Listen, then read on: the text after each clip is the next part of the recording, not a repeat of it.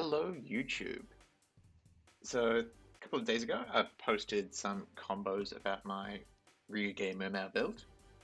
I took it to locals this weekend, ended up going 3-1.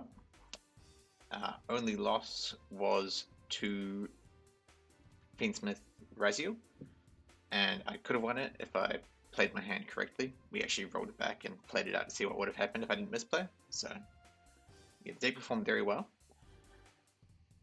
The matchups were a mirror match against just pure Mermail. Then it was Finsmith Mitsurugi, sorry, Raziel Mitsurugi, Finsmith Mitsurugi, and then the final round was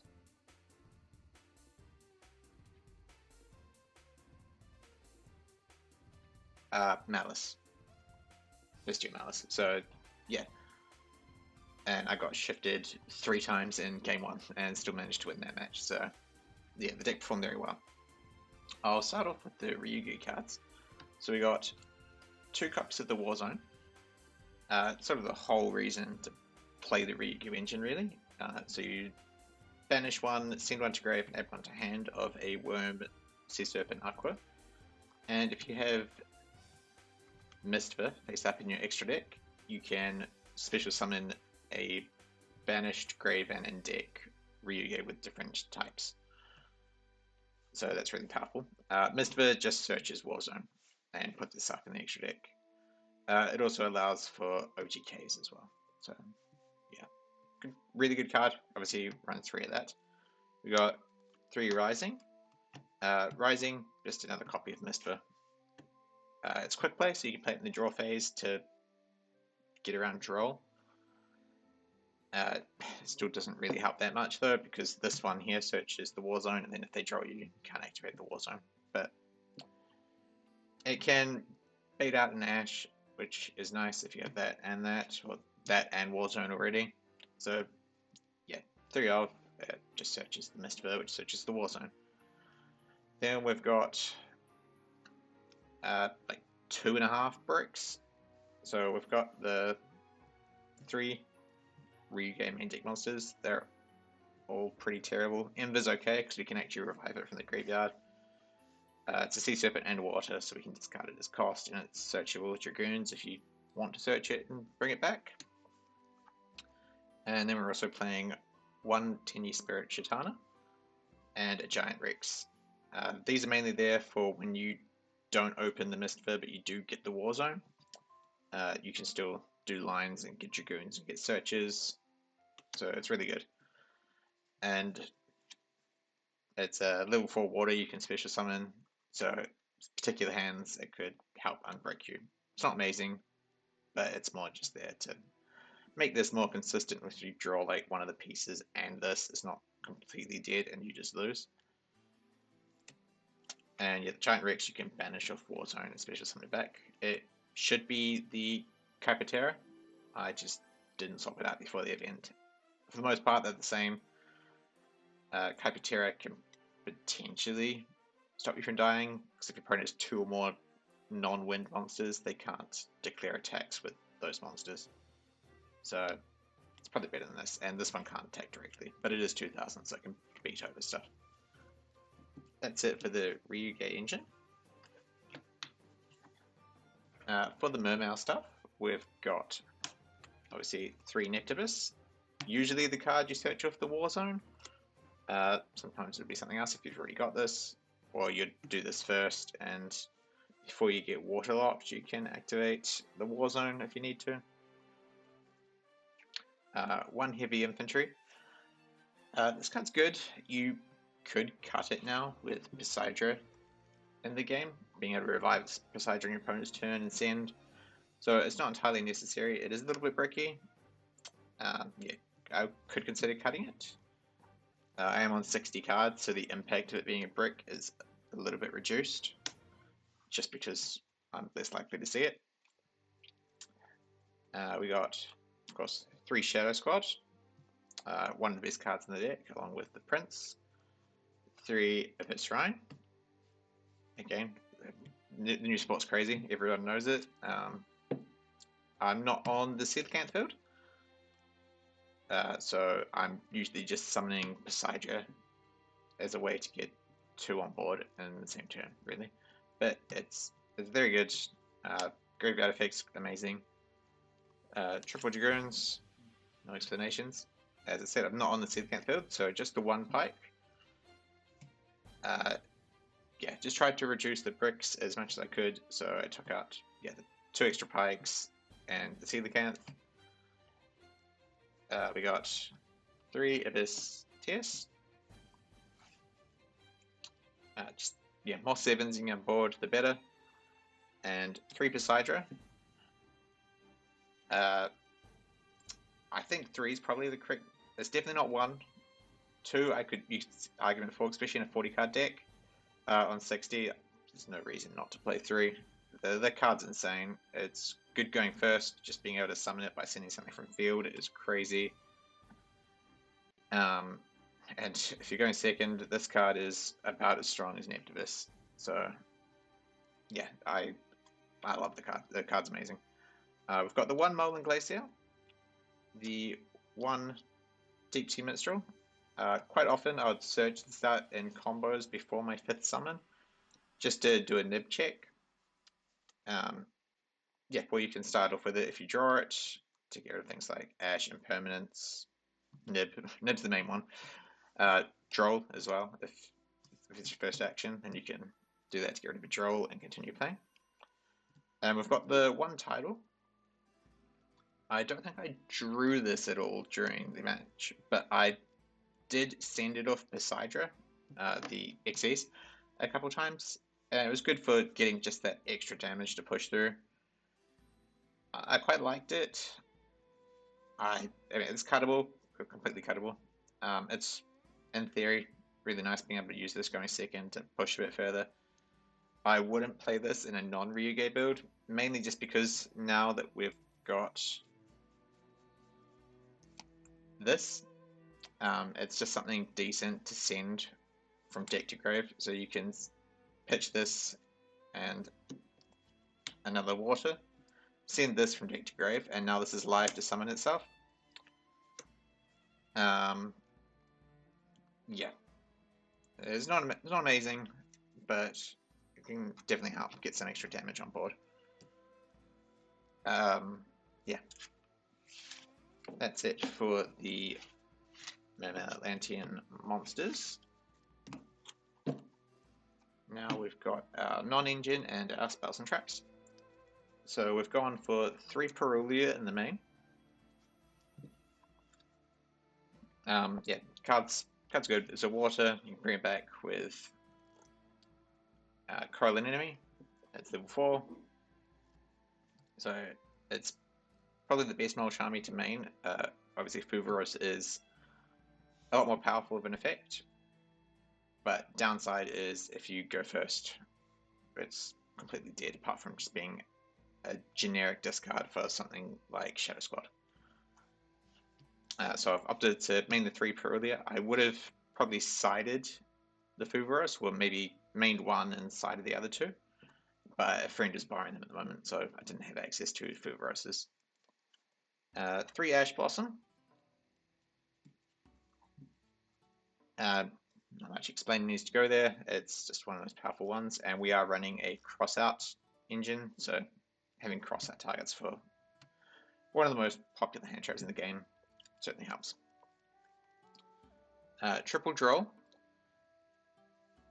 So because of the existence of triple tactics being played a lot in the meta, I've opted for, sort of, apart from the Ash, my monster hand traps are quite impactful, so if I get triple tactics after using them, it's not the end of the world, because it's probably done enough damage to my opponent to hinder them that I can afford to lose a card. We've got the 1 Abyssing Triana, just to search off Neptibus. We've got 3 triple tactics. Card's really good for going first if you get hand trapped, or playing into a board, of course, to take control of something, draw more cards. And with 60, you're not in too much, or as much of a danger of drawing multiples and not being able to trigger them. We got the 1 Caught by the Grave. and the triple crossheart designator. So yeah, obviously I would have been playing a Fuvaros. I don't have them because a friend's borrowing them, but I'm playing probably one of that to just get crossheart designated target, and everything else is sort of in that same sort of vein, just being the most common ones and the ones that hurt the most. So Droll and Lockbird really hurts, so we want to stop that as much as we can.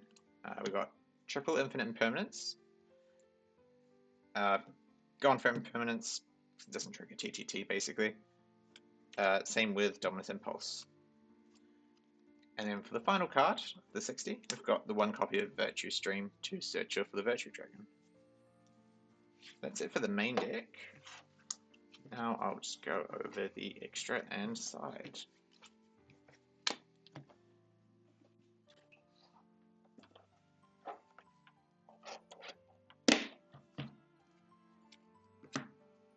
Okay, so for the extra deck, we've got 2 copies of Totally Awesome,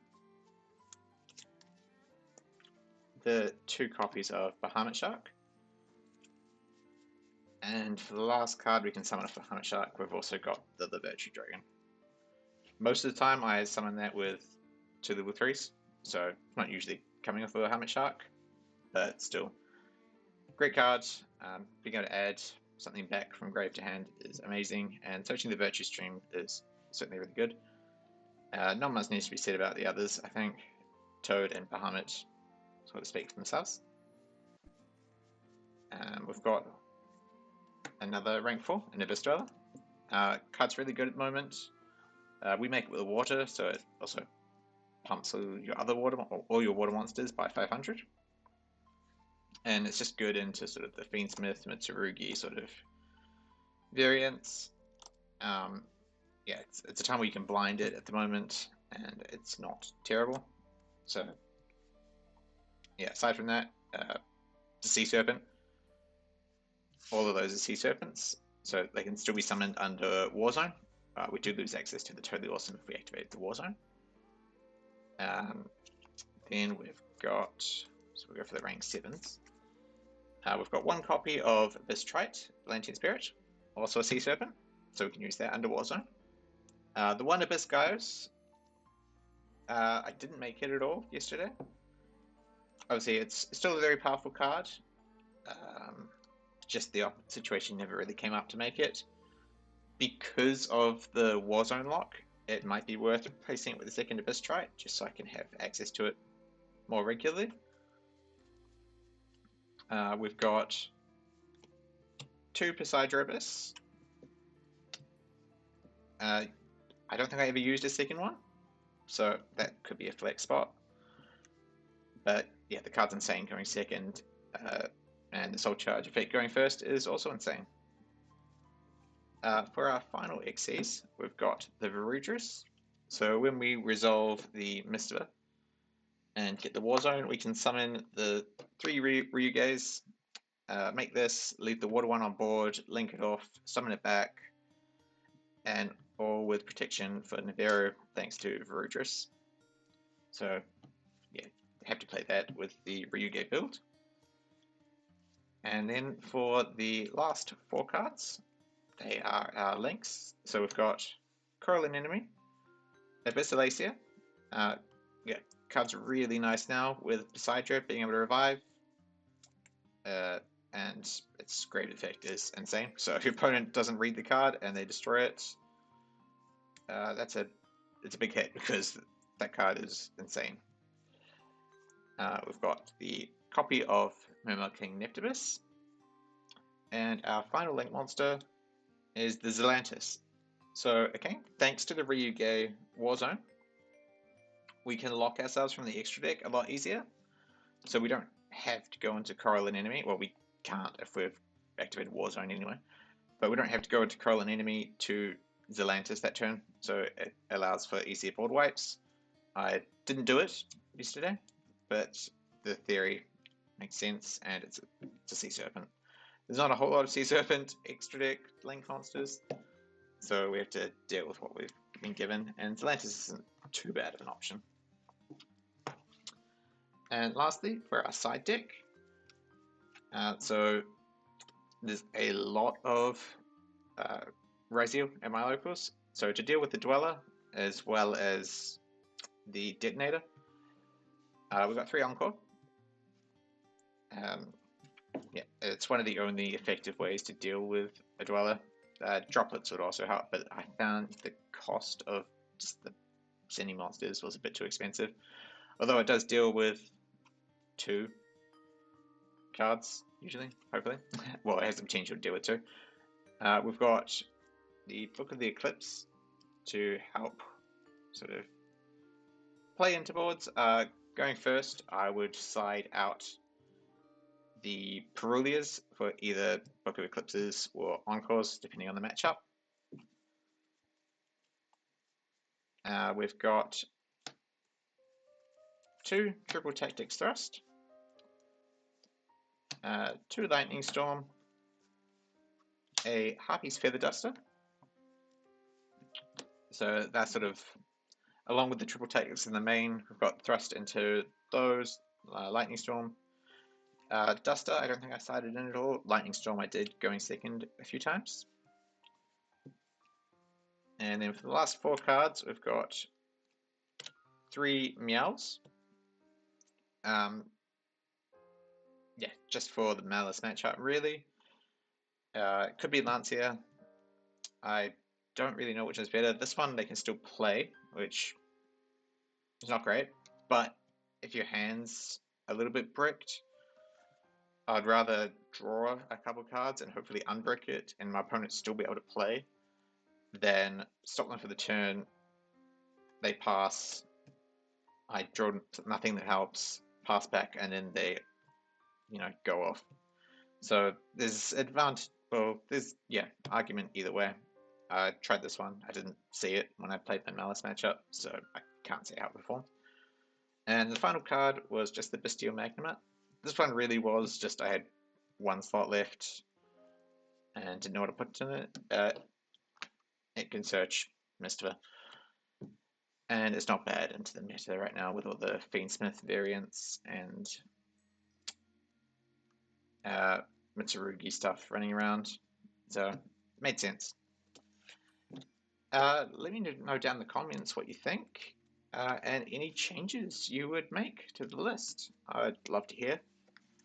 And yeah, I encourage you all to get out there and explore what the Ryu-ge cards can offer both Mermail and other decks. Warzone is a crazy card. It does come at the cost of having to play at least some amount of bricks. Like you can get away with 2. You don't need to play the actual main deck monsters. Essentially, I played 2 Shitana, 1 Rex, or 2 Rex, 2 Shitana, because they're a little bit. Well, Rex sucks to draw, obviously, but Shitana's not too bad to draw. And you could cut those entirely, and yeah, play around with it, see what you can do. Yeah, thanks for watching, and please don't forget to like and subscribe. Thank you.